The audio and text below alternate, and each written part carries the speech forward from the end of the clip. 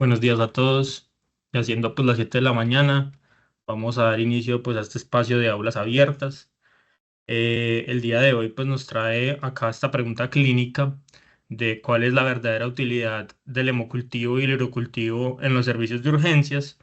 Mi nombre es Julián Ríos Murillo, soy residente de segundo año y de antemano quería agradecerle a mi asesor, el doctor John Ger Alza, quien se desempeña como infectólogo graduado de la Universidad de Antioquia. Entonces, básicamente, para el día de hoy les traigo esta agenda. Básicamente quisimos dividir la charla en dos segmentos, ya que pues son dos ayudas diagnósticas diferentes. Entonces, la primer parte de la charla pues irá enfocada hacia la utilidad de los hemocultivos y su orden y su posible relación con desenlaces clínicos pertinentes. Y la segunda parte de la charla irá orientada de la misma forma hacia, hacia el urocultivo como tal. Entonces, de forma introductoria, quería traerle básicamente los 10 principios básicos del manejo de muestras que son propuestos por la ITSA en su recomendación del año pasado. Ellos recomiendan estos diez principios básicos en el manejo de cualquier muestra que se vaya a tomar, incluida pues en lo que va a los hemocultivos y el urocultivo. Entonces, primero, el principio fundamental es que todas las muestras de baja calidad deben ser rechazadas. Segundo, que la identificación mayor a tres gérmenes en una muestra no está recomendado y se debería tomar como una contaminación posible. Tercero, ignorar el ruido de fondo. Básicamente, el ruido de fondo es que es desaconsejar esas muestras o esa toma de muestras donde es posible una contaminación de la microbiota comensal del cuerpo. Cuarto, que se prefiere el espécimen como tal y no un hisopado. Quinto, siempre se debe seguir el manual de procedimientos para cualquier tipo de muestra. Sexto, uno de los principios fundamentales para no afectar los resultados es la recolección de la muestra previa al inicio del antibiótico. Séptimo, antibiograma en los microorganismos significativos.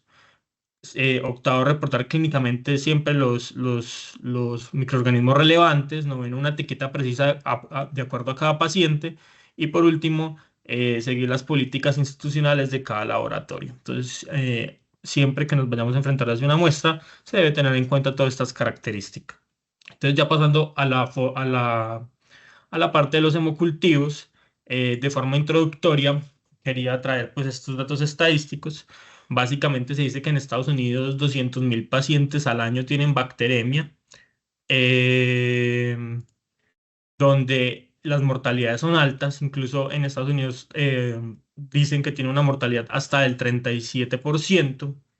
Y se ha adoptado un término que básicamente lo denominan como hemocultivos liberales, y es que a medida que pasa los años se ve que hay un uso indiscriminado en cuanto a estos cultivos, y muchas veces sin tener una buena probabilidad pretest o sin tener un buen razonamiento clínico los vamos ordenando, sabiendo que los hemocultivos no son inocuos, ¿cierto? Su utilidad a lo largo de los años básicamente no ha sido cuestionada. Sin embargo, se ha descrito que los falsos positivos sí se asocian con una mayor estancia hospitalaria, con un uso indiscriminado de antibióticos, sobre todo porque hasta el 50%, obviamente esto depende de la corte que usted mire, pueden estar relacionados con contaminación. Entonces, antes de pasar a responder o a intentar responder esta pregunta clínica, quería traerles de forma introductoria cómo se debe procesar la muestra de un hemocultivo, ya que pues es relevante saberlo para poder abordarlo. Listo, básicamente es eso, el cómo se debe procesar y cuál es el adecuado pues, proceso de la muestra como tal. Entonces, ya pasando a la relevancia del tema como tal, quería traerles básicamente esta cohorte que fue pues realizada en Estados Unidos. Básicamente cogieron casi alrededor de 300 pacientes y analizaron ciertos datos de pacientes, pues compararon datos basados en un algoritmo que propone ITSA para la adecuada toma de hemocultivos. Y básicamente compararon estos pacientes que se tomaba esta muestra de hemocultivos guiados por el algoritmo que posteriormente se los voy a mostrar, versus los que no estaban tomados bajo este algoritmo. o que estaban pues tomados de forma inapropiada. Cosas relevantes en este contexto, y es que básicamente los pacientes que tenían una muestra inapropiada, no guiada pues por las recomendaciones que da ITSA, tenían casi que el doble de la estancia, casi que el doble de la estancia hospitalaria, lo cual pues pues es muy relevante, sobre todo en el contexto de nosotros, ¿cierto? Entonces, ¿cuál es la relevancia del tema?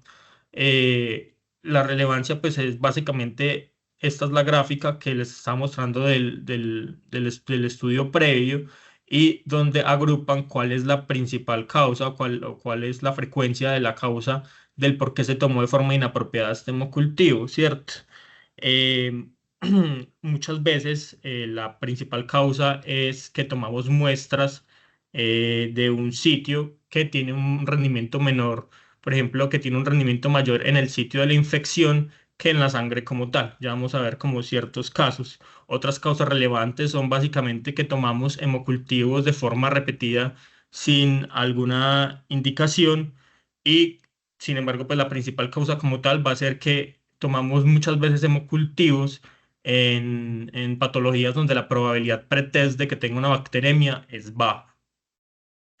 Entonces, antes de pasar pues a definiciones y probabilidades pretest, quería traerles las consideraciones técnicas que propone ITSA para una adecuada toma de muestra de hemocultivos. Y es básicamente definir lo que es un set, ¿cierto? Dependiendo de la literatura donde usted lo lea, pues un set puede, digamos que diferir un poco.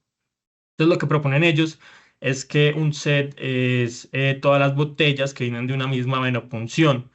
Sin embargo, para otra literatura puede ser necesariamente la precisión de que tenga un hemocultivo para aerobios y otro hemocultivo para anaerobios. Características a tener en cuenta cuando usted tome la muestra es que debe ser idealmente de 20 a 30 centímetros, siempre debe tener mayor o igual a dos sets, siempre analizando aerobios y anaerobios, y que una venopunción periférica va a tener mucha menor tasa de contaminación que de un catéter como tal. Entonces, hay algunas definiciones relevantes a conocer en cuanto a bacteremia y su relación pues con esta toma de hemocultivos. Básicamente hay varias definiciones acá como lo muestro. La bacteriemia intermitente, que básicamente resulta de la siembra en la sangre debido a una fuente de infección por fuera del sistema vascular.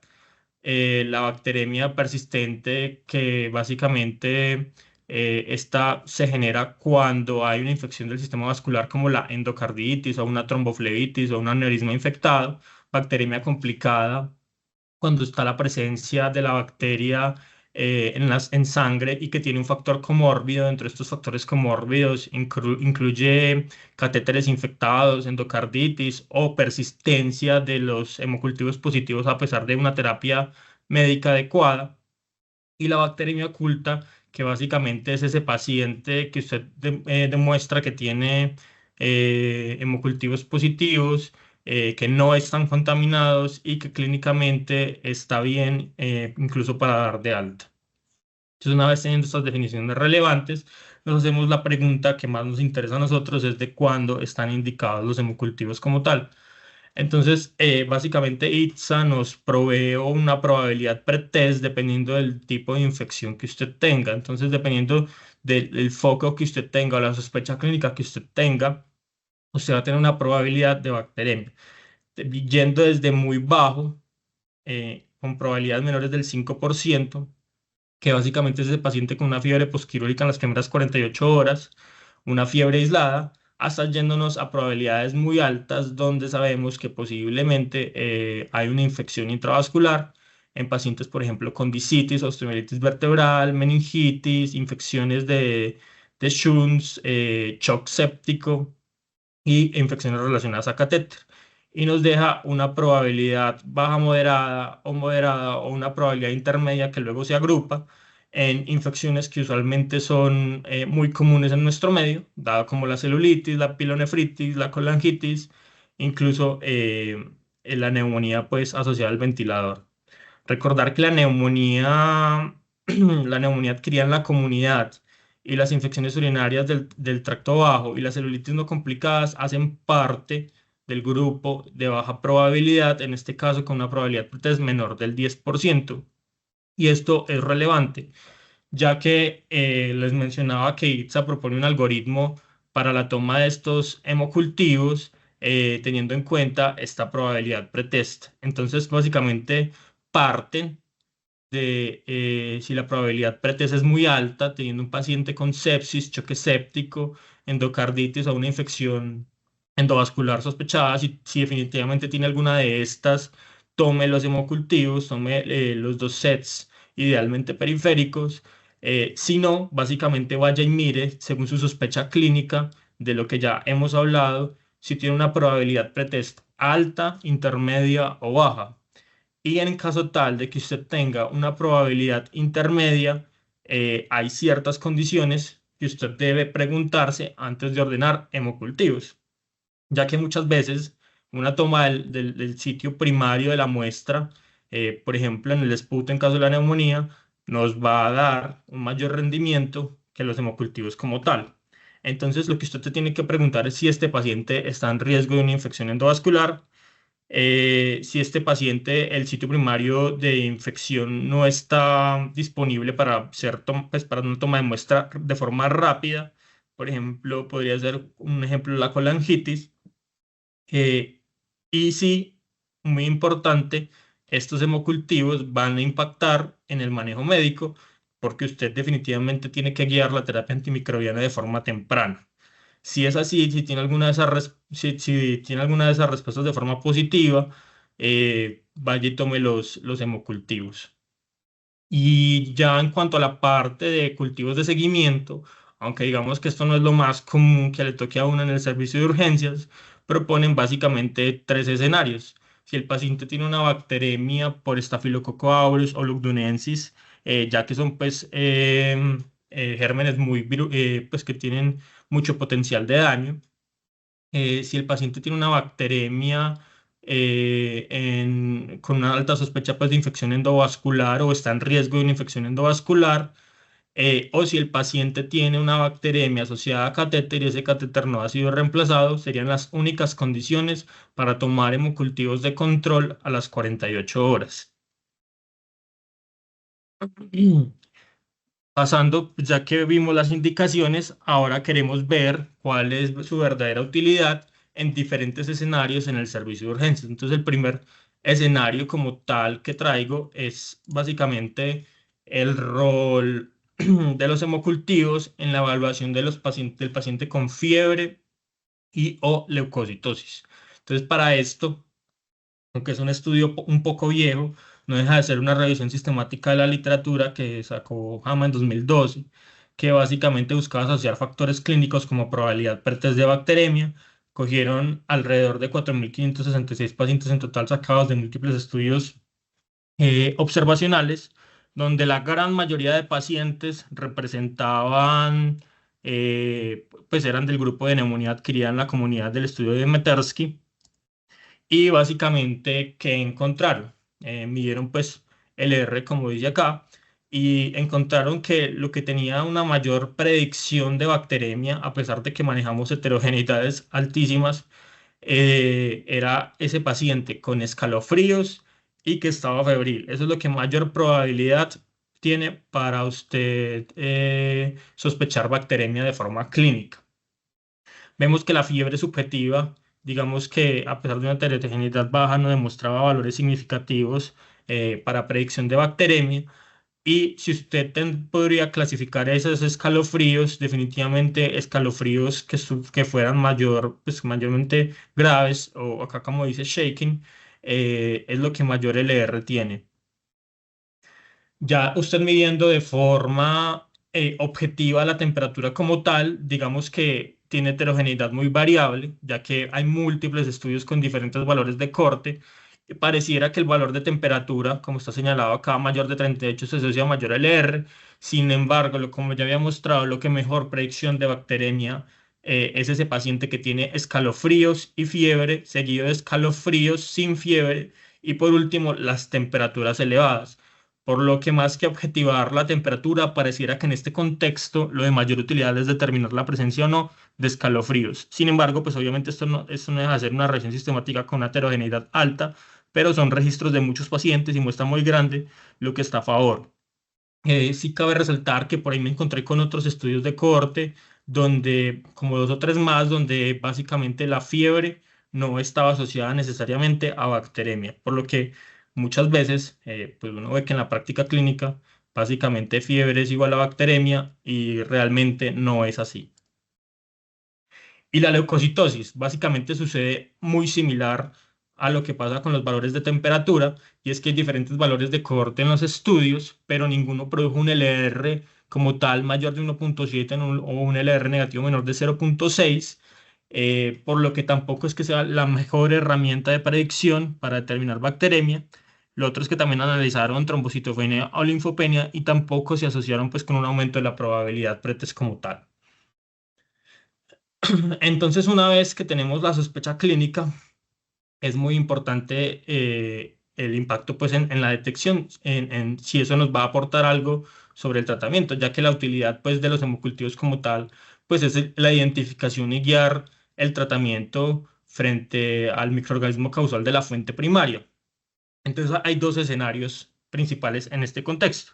Básicamente, si los hemocultivos tienen un mejor rendimiento que la fuente primaria, que hay algunos contextos en que sí, o si la fuente primaria tiene mayor rendimiento que los hemocultivos como tal. Entonces, en este caso, pues traigo, como dice acá la diapositiva, hemocultivos que en los casos en los que los hemocultivos tienen un mayor rendimiento o una mayor sensibilidad que la fuente primaria, como es el caso del absceso epidural, donde los hemocultivos tienen una sensibilidad alrededor del 70% versus una toma de muestra local primaria del 46%. Lo mismo que en la discitis o en la osteomielitis vertebral, 46% versus un 36%. Sin embargo, en patologías que son un poco más frecuentes en la práctica clínica que vemos día a día, hay pues casi que la gran mayoría de escenarios, la fuente primaria va a tener un mayor rendimiento que los hemocultivos. Por ejemplo, en el escenario de la colangitis, ¿cierto? Una muestra de hemocultivos puede tener una sensibilidad entre un 26 y un 32%, mientras que una muestra de bilis directamente entre un 92 y un 97%. Lo mismo que la pielonefritis, un hemocultivo entre un 21 y un 32% y un urocultivo en óptimas condiciones, que se cumplan pues, las condiciones de mayor de 100.000 unidades formadoras de colonias, mayor del 95%, lo cual pues es muy relevante y nos da como esa sospecha o esa decisión que nos da la ITSA sobre la toma de hemocultivos en caso de que usted tenga fácilmente identificable la fuente primaria. Otros escenarios muy comunes que donde definitivamente la fuente primaria tiene mayor sensibilidad, la celulitis purulenta, de un 7 a un 18% versus un 30 a un 60%, y quería traer el escenario de neumonía grave, donde los hemocultivos solo tienen una sensibilidad de alrededor del 10%, y en neumonía grave usualmente es del 67%. En neumonía adquirida en la comunidad que no es grave es de alrededor de un 23%.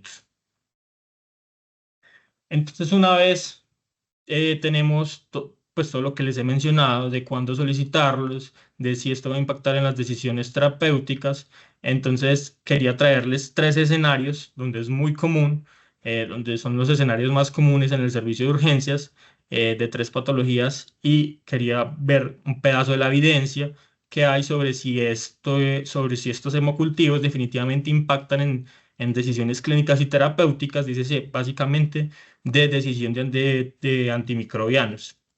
Entonces, básicamente, fueron datos de alrededor de 158 pacientes de mujeres hospitalizadas. Esto fue en España.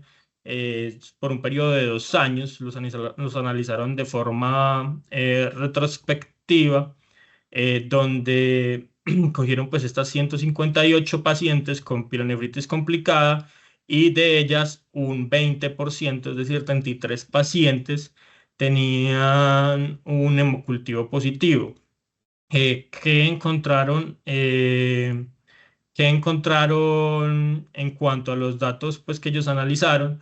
Básicamente que estos que a pesar de que tenían pues un hemocultivo positivo, esos pacientes no tuvieron una mayor estancia hospitalaria, esos pacientes no tuvieron una mayor tasa de mortalidad ni una mayor tasa de ingreso a UCI, y además de eso, solo en el 3% de los casos se modificó el antibiótico en transcurso de la hospitalización versus el antibiótico elegido de forma empírica. Pasando al segundo caso, que básicamente también es una cohorte en el caso de celulitis complicada, que en este caso celulitis complicada fue definida en esos pacientes que tuvieran VIH, que tuvieran un trasplante de órgano sólido, que tuvieran quimioterapia activa, que fueran diabéticos, que estuvieran en diálisis o que tuvieran algún compromiso del sistema inmune. Analizaron, pues fue un estudio de básicamente de casos y controles, donde pues obviamente pues no estaban muy bien balanceados los casos pues por cómo se realiza el estudio, pero sí quería traerles que en el grupo donde estaban inmunocomprometidos tuvieron bacteremia eh, alrededor de 29 pacientes, y en el caso de los controles solo en 17 pacientes. No hubo diferencias estadísticas en cuanto a desenlaces clínicos en ambos grupos, y solo un 2% en ambos grupos hubo cambio del tratamiento empírico, lo cual pues nos hace llamar la atención si de verdad pues están indicados o no están indicados los hemocultivos en este escenario, ¿cierto? Y posteriormente quería traerles esta revisión sistemática, básicamente de neumonía adquirida en la comunidad. Fueron múltiples estudios como entre el año 2000 y 2007. Analizaron alrededor de 15 estudios, y que encontraron básicamente que en neumonía adquirida en la comunidad los hemocultivos estaban positivos en alrededor del 14% de los casos. Hubo un cambio en el antibiótico al antibiótico inicial, respecto al antibiótico inicial, en el 3% de los casos. Solo 1% necesitó mayor cobertura, lo que podría, pues de forma subrogada, pensar en un desenlace clínico diferente.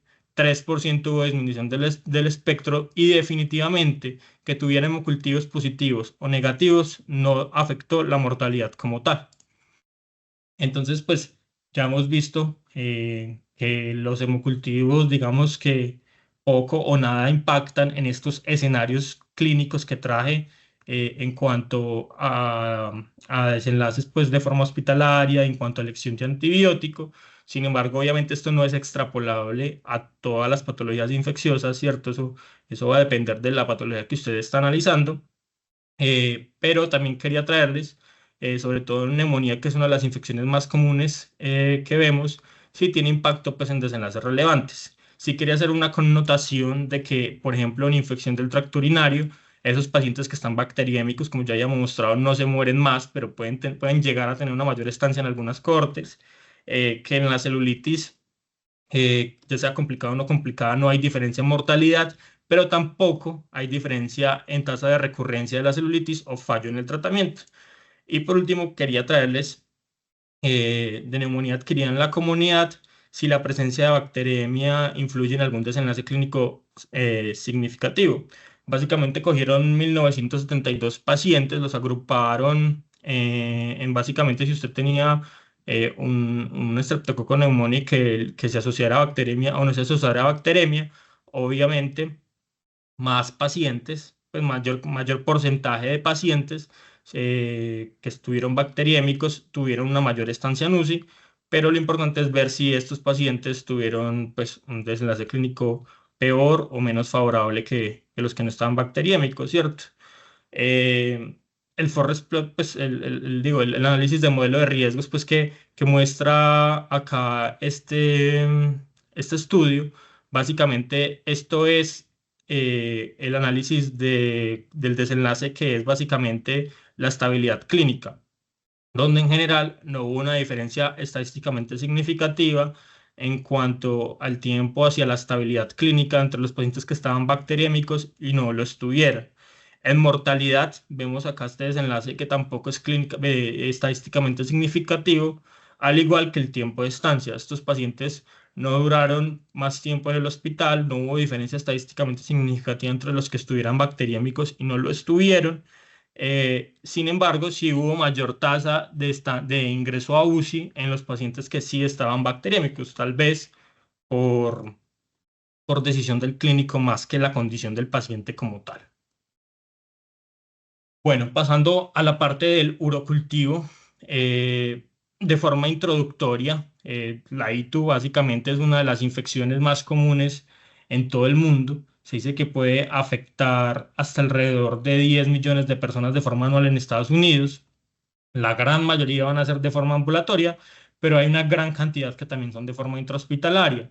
Digamos que el diagnóstico y tratamiento, a pesar de que está descrito y las guías así lo dicen, sigue siendo un reto porque muchas veces hay unas altas tasas de contaminaciones en la toma de muestra. Y además de eso, muchas veces vemos que el paciente básicamente tiene una bacteriuria asintomática, no tiene síntomas y signos clínicos sugestivos y es de igual forma tratado y enfocado como una infección del tracto urinario, ya que los clínicos, pues, frente a un cultivo positivo, eso está demostrado, tienden a prescribir antibióticos. Y si usted prescribe antibióticos y hace sobreuso de antibióticos, pues tiene potenciales efectos adversos, incluido pues, resistencia a microorganismos, reacciones adversas a medicamentos, infección por clostridioides difícil que cada vez está en aumento y un incremento pues, de los costos en salud. Entonces, básicamente, de forma introductoria, pues quería traerles este estudio, que básicamente es en la pregunta del por qué la bacteriuria asintomática está sobretratada.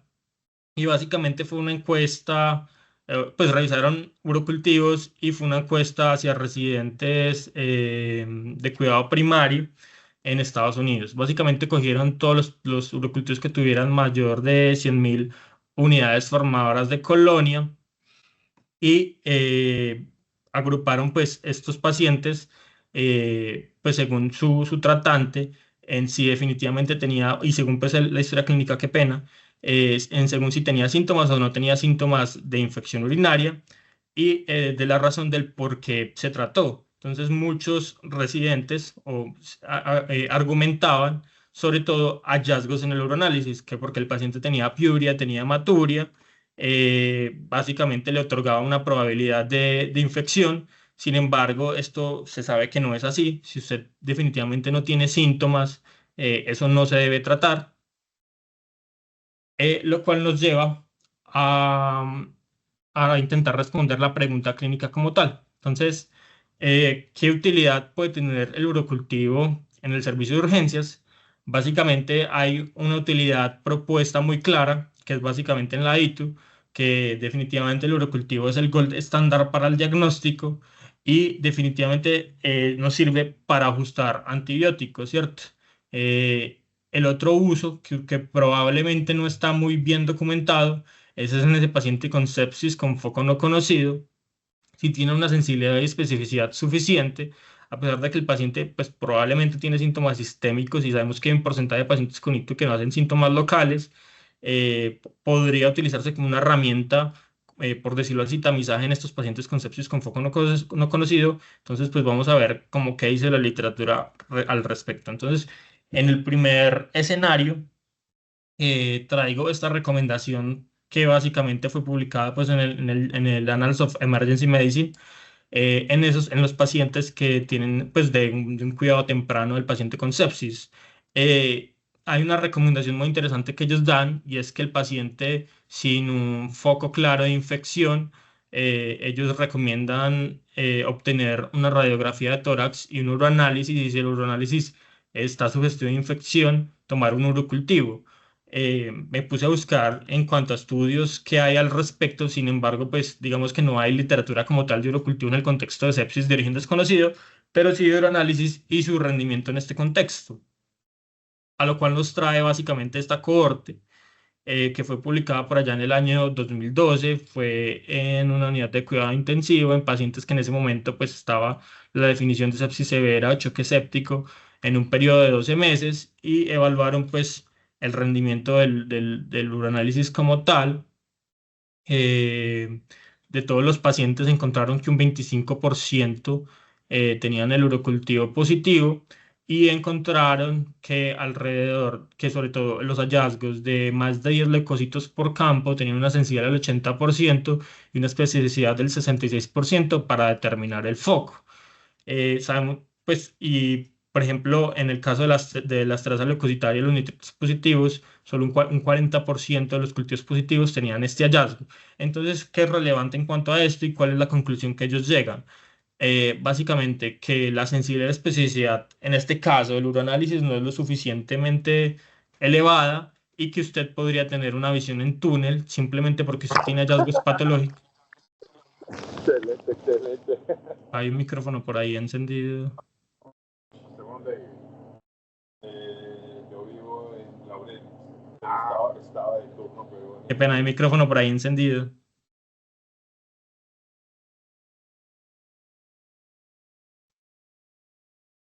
¿Me confirman si me escuchan, por favor? Puedes continuar. Sí, Julita. Ya puedes continuar. Listo.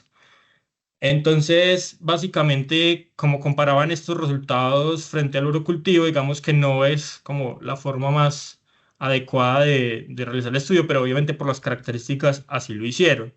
Entonces vemos que en el caso del uroanálisis la sensibilidad y la especificidad no es lo suficiente y puede generar esta visión en túnel que usted tenga hallazgos patológicos y no necesariamente ese sea el foco de infección del paciente, ¿cierto? Y más sobre todo en escenarios clínicos donde vemos que no, pues que usted probablemente puede que no tenga ninguna alteración a nivel del parénquima renal que le esté generando algún grado de infección o que no tenga síntomas y signos clínicos sugestivos de ITU.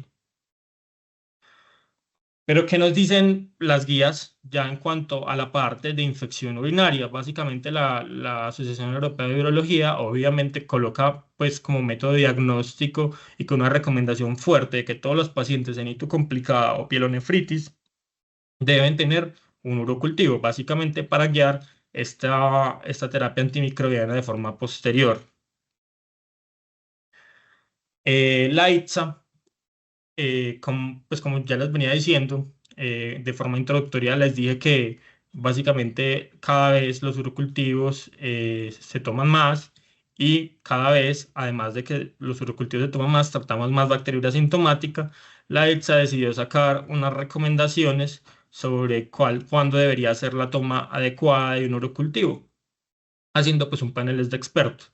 Entonces recomienda pues las prácticas, obviamente si usted tiene signos y síntomas de ITU, tome el urocultivo, reemplaza lo de el stand-alone del urocultivo, pues básicamente el stand-alone versus el urocultivo reflejo es básicamente de acuerdo a los hallazgos del uroanálisis si usted debe tomar un urocultivo. eh, y básicamente pues da la no recomendación de que si usted no tiene síntomas o signos de ITU, pues no tome el urocultivo como tal, ¿cierto? Sin embargo, pues hay un grupo de pacientes que, pues como se ve acá en la imagen, donde definitivamente no es claro ni siquiera para los expertos de ITSA si usted debería o no tomar esta muestra. Y es básicamente ese paciente, y sabemos que, como les dije, hay un grupo de pacientes, hay un porcentaje de pacientes que no generan síntomas locales, y si ese paciente con fiebre o leucocitosis con otra causa no conocida, si usted debería cultivarlo. Ellos, pues como ven acá en la gráfica, no dan una recomendación al respecto, no se sabe bien si esto básicamente estamos tratando el foco que es o estamos yendo en esa visión en túnel, donde puede que tenga otra causa de infección y simplemente tenga una bacteriuria asintomática. Pero sí dan la recomendación de que si el paciente, por ejemplo, tiene factores de riesgo claro, no tiene síntomas locales, pues podría usted llegar a asumir que la orina definitivamente es el foco. Por ejemplo, ¿qué tipo de pacientes? Los pacientes obviamente que tienen catéteres urinarios, pacientes que tienen vejiga neurogénica, pacientes que tienen pues obviamente un trauma raquimedular, pacientes postrados en cama.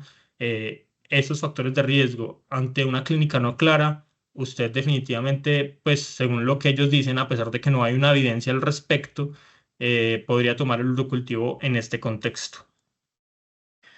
Entonces, definitivamente todo lo que les he mencionado nos lleva a hacer la pregunta de si las prácticas apropiadas en estos pacientes afectan los desenlaces clínicos. Básicamente esto fue un estudio retrospectivo que hizo en Estados Unidos. Revisaron alrededor de 398 pacientes en 2019, de pacientes con una infección del tracto urinario complicada, y analizaban pues datos de los pacientes que estaban cultivados y los que no se cultivaron.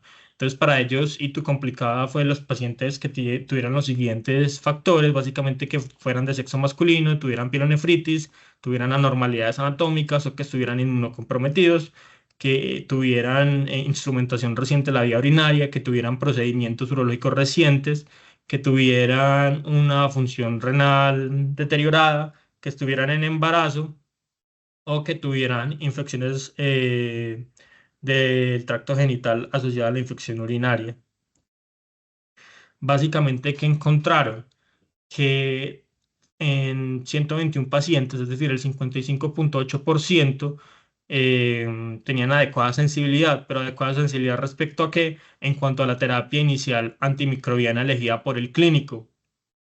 4,6% de estos pacientes, de acuerdo a los resultados del urocultivo, cambiaron la antibiótico-terapia inicial, que son básicamente los que ven en el cuadro como tal, y el resto de pacientes o estaba contaminado el urocultivo o no hubo crecimiento como tal. Por lo que digamos que su utilidad en este caso para este estudio y para esta corte fue básicamente que casi que en el 5% de los pacientes un cambio del antibiótico dado el perfil de sensibilidad. Además de eso, analizaron desenlaces clínicos. Básicamente, ¿qué encontraron? Que los pacientes que tenían un cultivo tenían mayor estancia hospitalaria, que los pacientes con cultivo tenían una mayor tasa de admisión al hospital. Sin embargo, pues no hubo diferencias en estancia en UCI, no hubo diferencia en tasa de readmisión y no hubo diferencia en mortalidad. Por lo que, si usted definitivamente tiene la probabilidad pretest, tiene la sospecha clínica, pues tome el urocultivo. Pero en escenarios donde no hay factores de riesgo, no hay un foco claro y usted solo le va a tomar el urocultivo porque usted cree que así va a descartar un foco o va a confirmar un foco y lo va a tratar, pues no es lo más recomendado porque vemos que aumenta la estancia y usualmente aumenta la tasa de admisión al hospital. Entonces esto nos lleva a unas conclusiones finales, que básicamente la probabilidad pretest es un factor primordial en todos los escenarios de ayudas diagnósticas. Debemos precisar mayor conciencia en la práctica clínica, debemos pensar antes de ordenar cualquier prueba, ya que todo esto genera costos, genera tiempo de estancia, genera un mayor costo pues, al sistema de salud como tal, que hay pocos estudios de mayor, pues, de alta rigurosidad en ciertos escenarios, sobre todo en los que ya les había mencionado, que necesariamente un aislamiento no impacta necesariamente en desenlaces clínicos. Obviamente esto depende del foco infeccioso que usted tenga, sobre todo en el caso de los hemocultivos, y que definitivamente la medicina está para refutar dogmas, no necesariamente todo lo que nos enseñan va a seguir así por el resto de nuestros días y debemos actualizarnos pues cada vez más. Muchas gracias. Quedo atento a preguntas y comentarios. Primero que todo, felicitarte, Julián. Parece que la estructura de la charla es muy buena, un buen con claro, respondiendo a preguntas, mostrándonos la evidencia y llevándolo a preguntas clínicas que o tenía o respecto a situaciones que con mucha frecuencia se ven en la práctica de un uso de una ayuda diagnóstica, que siento yo que es de esas ayudas, por decirlo de algún modo, como sobrevaloradas, y eso hace que se lleve a un uso, entre comillas, como indiscriminado del recurso. Entonces yo creo que ya nos das muchas bases de realmente los escenarios clínicos de utilidad y irnos alejando de paciente con fiebre igual. Me parece fundamental, entendiendo de dónde vienen esas probabilidades pretest, que creo que es la esencia de la charla. A mí me genera, o tenía realmente dos preguntas y quería conocer la opinión tuya respecto a esa. Uno, un escenario que vos mencionaste, que es la neumonía grave. ¿Cuál sería tu conclusión respecto a si tomar o no tomar hemocultivos definitivamente en neumonía grave, entendiendo que si uno es digamos, muy purista, nada más por tener una neumonía grave, cabría dentro de la definición de sepsis grave, ¿no es cierto? Tiene una infección y tiene un daño de órgano con la suficiente gravedad para estarlo requiriendo un transporte por ventilación mecánica sea invasiva o por un sistema no invasivo como una cánula de alto flujo. Si bien sabemos pues que la muestra respiratoria como tal, ahí sería lo ideal, me queda entonces la duda de cuál es su opinión final, pues porque si uno se va y dice, no, tiene una sepsis grave, casi que le cabe en el primer criterio y tiene una alta probabilidad, pero si lo coge como neumonía grave únicamente, tendría una probabilidad intermedia y con los rendimientos que vos luego nos mostrás en ese escenario. Y la pregunta número 2, que quisiera saber tu opinión y lo que leíste, es cuando uno mira pues la propuesta sobre todo de la ITSA, hay un grupo de pacientes que comúnmente también se nos recomienda y es sobre todo en los escenarios de inmunosupresión, pero que ahí no se va o no se tiene, digamos, una recomendación especial en ese grupo. Entonces, específicamente en los escenarios de neutropenia febril o del paciente trasplantado que está inmunosuprimido y que solo viene con fiebre, lo que encontraste en esos escenarios sí nos cambia la probabilidad, sería una buena opción tomar hemocultivo simplemente por estar neutropénico y con fiebre o estar recibiendo inmunosupresión por trasplante y tener fiebre, o igualmente eso no es un factor modificador y nos deberíamos guiar por la probabilidad pretest de la infección sospechada. Listo, profe. Entonces, respecto a la primera pregunta, en el caso de la neumonía grave, por ejemplo, yo creo que, pues obviamente por guías sabemos que, por guías pues, de neumonía sabemos que pues, las guías proponen la toma de hemocultivos.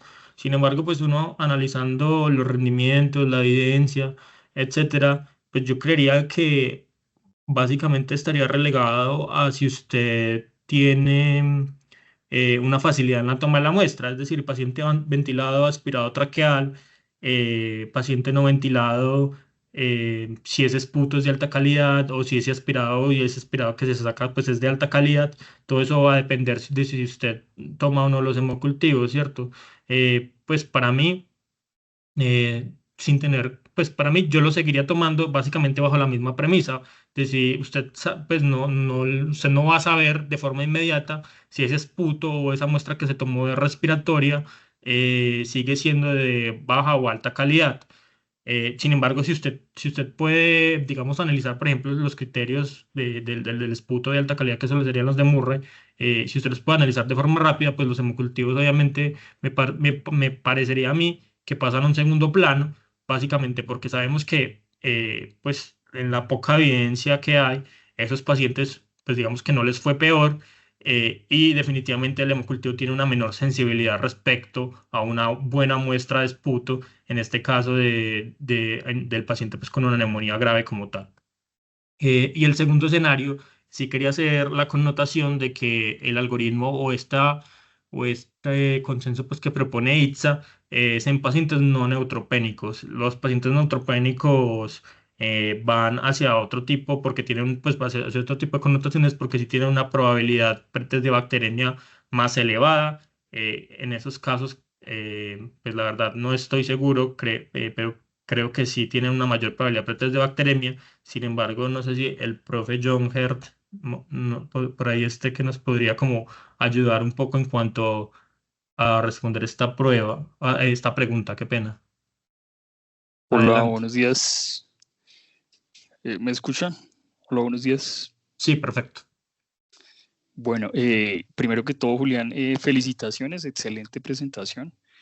Muy buen abordaje pues, de los temas, pese a que son dos diferentes, tienen en común muy importante que hay que ser muy clínico, preguntar siempre para obtener unas buenas probabilidades pretest. Eso es lo más importante y creo que es lo fundamental de esta charla, no enviar exámenes por enviar, sino razonar y pensar, oiga, esto sí va a cambiar la conducta que voy a tomar para mi paciente. Es como lo primero que todo. En cuanto a las dos preguntas que hizo el profe, quería pues precisar en los casos de neumonía grave, pues como usted mismo lo mostró en la evidencia que hay, el rendimiento de los hemocultivos igual 10-20%, ¿cierto? Principalmente ese rendimiento pues iría para pues la principal causa de la neumonía, que es Streptococcus pneumoniae, ¿cierto? Yo creo que esencialmente habría que mirar, oiga, yo tomando unos hemocultivos en un paciente con neumonía grave, ¿me va a cambiar la conducta teniendo en cuenta que yo tengo unas pruebas diagnósticas rápidas como los paneles moleculares de neumonía para obtener una etiología microbiológica y direccionar una terapia? Entonces, me va a cambiar la conducta terapéutica y esa conducta terapéutica debería ser y orientarse más en el tiempo de tratamiento. Yo creo que una de las razones podría ser, bueno, una neumonía por Staphylococcus aureus necrosante, sí podría cambiarme de pronto el tiempo de tratamiento. Normalmente, pues las neumonías en general adquiridas en la comunidad, tratamiento 5 a 7 días, 7 días, ¿cierto? Entonces, si tengo Staphylococcus aureus, ya tendría que mirar si tengo bacteriemia, si la neumonía pues es por diseminación hematógena o si el origen de la neumonía pues fue Staphylococcus aureus y generó una diseminación hematógena, ¿cierto? Es lo que tendría que precisar. Entonces, primero pues que todo mirar si va a cambiar la conducta de mi paciente, y normalmente un paciente que está en choque séptico, lo que yo hago es tomar las muestras dependiendo de lo que tenga.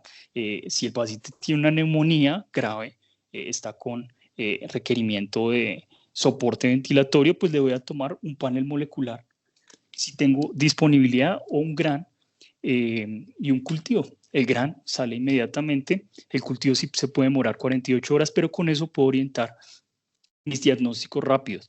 Si es neumonía nada más, pues yo creería que sí evaluar esas probabilidades pretest, pero en general el rendimiento pues es muy bajo. Entonces sí evaluar si de pronto tiene algo más. Entonces evaluar si tiene de pronto un compromiso sistémico con de pronto siembras sépticas en otro lado por bacterias pues como Staphylococcus aureus, que es el principal y el más grave. Si no, pues yo creo que no va a cambiar una conducta y no nos va a cambiar pues el manejo, porque vamos a tener a nuestra mano otras pruebas que nos van a orientar en la terapéutica, ¿cierto? Y como usted bien lo mostró en los estudios, pues el pronóstico pues es como igual en esos pacientes, porque el direccionamiento terapéutico pues va a ser el mismo: iniciar la terapia antibiótica empírica precozmente y orientar la terapia con las herramientas moleculares. En el segundo pues, caso que usted nos presentaba en las preguntas, los pacientes neutropénicos, importante los pacientes neutropénicos,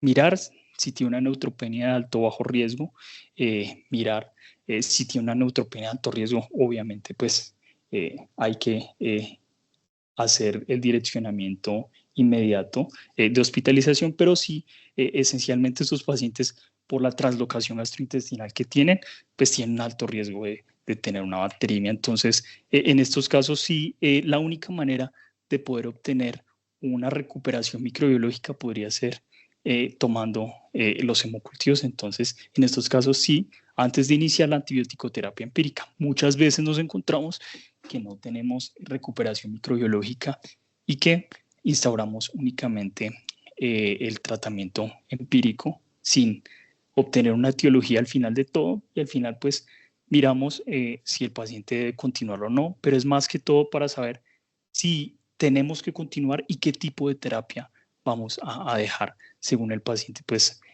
neutropénico febril. Otro escenario importante de inmunosupresión es el paciente esplenectomizado.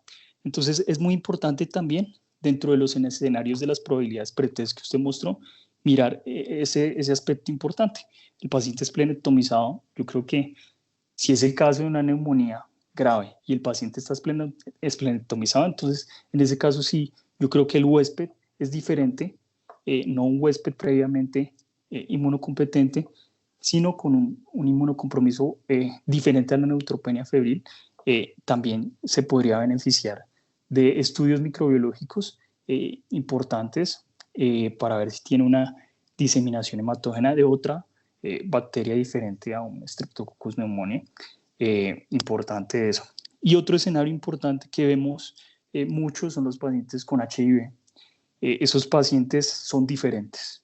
Entonces el paciente con HIV muchas veces se les toman hemocultivos y el paciente pues está con una fiebre de 2 meses y hemocultivos. Entonces, esos pacientes sí hay que individualizarlos, interrogarlos bien, porque pueden tener una infección conocida, que la más frecuente es la tuberculosis, y el uso de los hemocultivos en ese escenario, como decía el profe ahorita, la fiebre no todas las fiebres se les toma hemocultivos, entonces es importante razonar esa parte. También el compromiso meningio cambia, ¿cierto? Un paciente con un síndrome meningio que tiene HIV, hay que mirar también el compromiso por oportunismo, entonces interrogar bien la evolución de los síntomas, porque muchas veces se toman hemocultivos en esos pacientes, se inicia antibiótico-terapia contra piógenos y realmente tiene criptococosis o tiene una encefalitis por toxoplasma, y ahí no va a tener ningún rendimiento. Entonces sí, interrogar el tiempo de evolución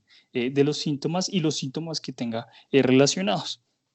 Eso principalmente. En el paciente no neutropénico sí evaluar las probabilidades pretest, como usted lo mencionaba.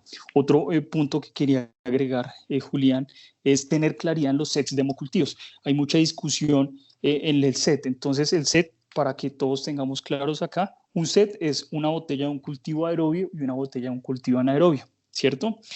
Los rendimientos de cada set, de hacer un número de sets, varían. Entonces, yo cuando hago un set nada más, tengo un rendimiento de una sensibilidad del 60%. Cuando hago 2 sets, o sea, 2 grupos de botellas, tengo una sensibilidad del 80 al 90%. Y cuando hago 3 sets, me alcanza esa sensibilidad hasta el 95%. Lo que se discute mucho entre los grupos de enfermedades infecciosas es, oiga, ¿hacemos 2 sets o 3 sets? Entonces, lo ideal es tener mínimo un volumen total de 40 cc. Cada botella recolecta 10 cc. Entonces, mínimo serían 2 sets porque serían 4 botellas. Sería lo recomendable y sería como que lo más costo efectivo también. No gastar tanto en botellas, porque muchos de los pacientes que tienen sospecha de bacteriemia son pacientes neutropénicos, hematológicos, y tomarle pues también estos pacientes 6 botellas también. Se ha visto en estudios, inclusive nosotros hicimos un estudio y encontramos que los pacientes con muchas flebotomías, incluidas estos sets de hemocultivos excesivos de 3 sets, aumenta el riesgo de anemia intrahospitalaria. Entonces también tener en cuenta eso, muy importante. Otra cosa importante y que quería agregar es cuando repetimos los hemocultivos. Usted muy bien lo dijo, en bacteriemias por Staphylococcus aureus, importantísimo. También hemos visto en pacientes con bacteriemias por Staphylococcus lugdunensis, también se comporta como Staphylococcus aureus, con bacteriemias que pueden ser persistentes, entonces genera mucha biopelícula y endocarditis también se ha visto. Entonces estos pacientes podríamos repetir los sets de hemocultivos, obviamente pacientes seleccionados, más en inmunocomprometidos, pero en ese caso es importante. Y lo otro, en pacientes que no es el escenario de bacteriemia, pero también tenemos que tomar hemocultivos en los pacientes con fungemias, con cándida, candidemias, importante repetir los hemocultivos. ¿Cada cuánto se podrían repetir? Cada 48 horas, cada 72 horas podría ser muy bueno repetirlos, y según eso mirar a ver si el paciente sigue con una fungemia o una bacteriemia persistente. Otro punto que me parece importante de los hemocultivos es la interpretación, ¿cierto? Entonces, cuando un hemocultivo es un contaminante y cuando no. Esencialmente, cuando yo aíslo en una de las botellas de los hemocultivos nada más aisladamente un patógeno que es comensal de la piel. Comensal de la piel sería Staphylococcus epidermidis, Bacillus, Corynebacterium, serían como los aislamientos que me orientarían, y en pacientes en los que hago pues ese hallazgo y se encuentran más de 3 patógenos en una de las botellas, eso pues realmente ustedes no lo van a ver porque el laboratorio lo omite porque lo considera contaminante.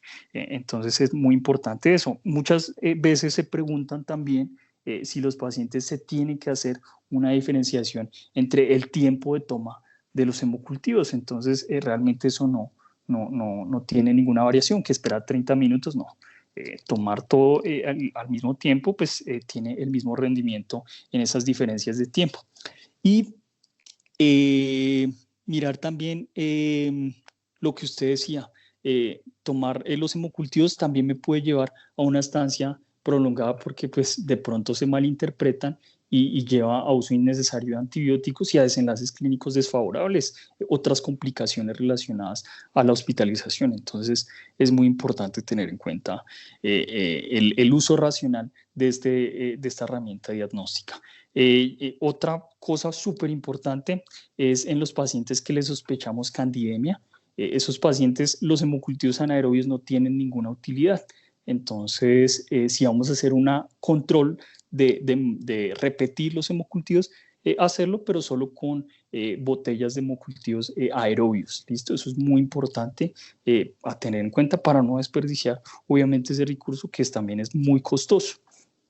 Y ya en cuanto a la parte de urocultivo, es clásico que el paciente llega con un síndrome febril a urgencias y clásico se le toma el urocultivo y si le sale algún aislamiento, infección urinaria. Entonces es muy importante también razonar, mirar, el paciente tiene una infección de tracto urinario, 1, 2, el paciente tiene una infección de tracto urinario baja o alta.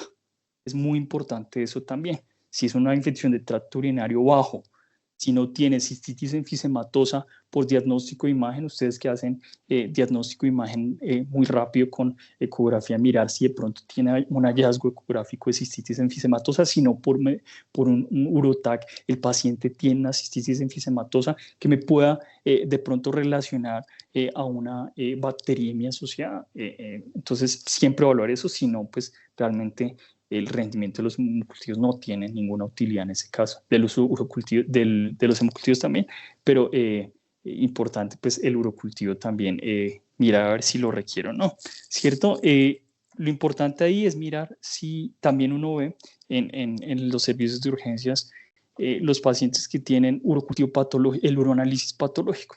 Entonces, paciente que tiene uroanálisis patológico, ¿tiene infección de vías urinarias? No. Mirar también los síntomas es muy importante, ¿cierto? Como usted bien lo mencionó, Julián, lo que hay de evidencia es que el rendimiento por cada uno de esos ítems, la sensibilidad es muy baja, 40-60%, llegará hasta un 80% si unimos los nitritos, la piuria, ¿cierto?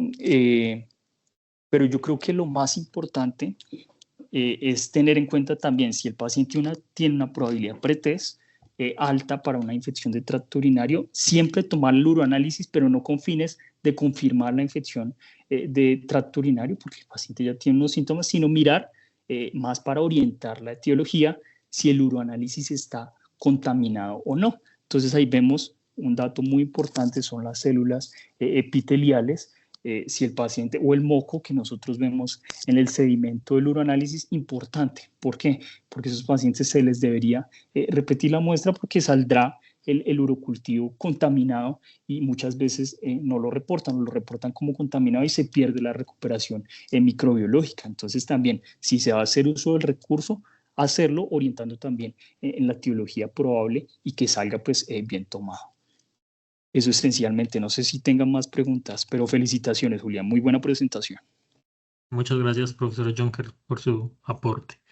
Queda una mano levantada, Omar. Juli, muchas gracias a ti y a tu asesor por la presentación. Creo que esta charla es de esas que debería ser taquillera por su utilidad tanto para nosotros como especialistas, para la comunidad en general.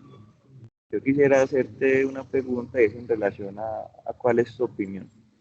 Mira, en ocasiones la atención del paciente segmentada viene desde otra institución, donde allá se recuperaron algunos aislamientos o se toman algunas muestras. Entonces la duda es en relación a si deberíamos esforzarnos más por mirar qué fue lo que salió en la otra institución o si rutinariamente deberíamos volver a tomar muestras institucionales como para garantizar y tener ese aislamiento. Gracias, Julio. Omar, pues eso es una pregunta muy buena porque muchas veces uno no sabe bien el contexto clínico que se tomó en la otra institución, si definitivamente, por ejemplo, estaban tratando una infección urinaria o en realidad es que tenía otro foco y era una bacteriura asintomática, por así decirlo. Yo creo que básicamente sí hay que tener en cuenta los aislamientos que uno podría tener de forma extrainstitucional siempre y cuando usted crea que su escenario clínico o la clínica de ese paciente está en relación hacia la toma de las muestras que tomaron de forma extrainstitucional. Me hago decir, si el paciente, por ejemplo, tiene dolor costovertebral, dolor abdominal en flanco, síntomas urinarios y tiene un urocultivo positivo, pues digamos que ahí se vuelve un poco más fácil. El problema es que muchas veces esos pacientes, pues creo que a todos nos ha pasado, a veces no tienen el mejor enfoque, toman muestras por tomarlas. Entonces yo creo que más que volver a pegarnos de las mismas muestras microbiológicas, es volver a hacer el enfoque clínico juicioso, mirar probabilidades pre-test, el riesgo. Por ejemplo, en estos casos, como aterrizado a la charla, el riesgo de bacteremia o de una imposible infección del tracto urinario, y ya dependiendo de la correlación, definir si se toman o no se toman nuevamente las muestras. Lo único es que obviamente el rendimiento después del uso de antibióticos, pues su sensibilidad a los cultivos obviamente va a caer, pero pues digamos que, que si usted le queda la duda, pues igual vuélvalos a tomar. No sé si alguna tiene alguna consideración adicional el profe Jonker. A mí me parece muy importante averiguar siempre qué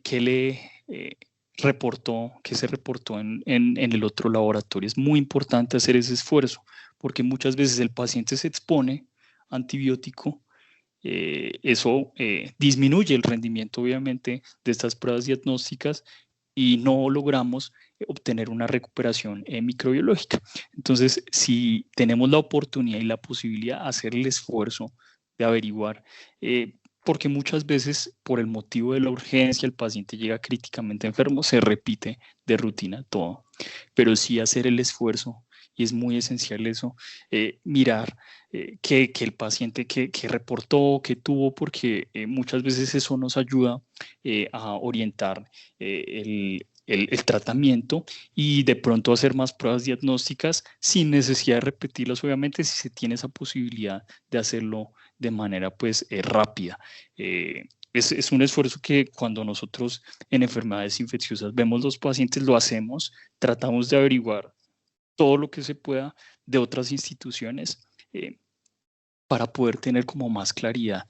Sé que es difícil en un servicio de urgencias por la cantidad de pacientes que ustedes ven, pero si se puede hacer ese esfuerzo sería lo ideal para que no se retrasen tampoco pues las conductas terapéuticas a los pacientes y que sean dirigidas, que es lo esencial para mejorar el pronóstico.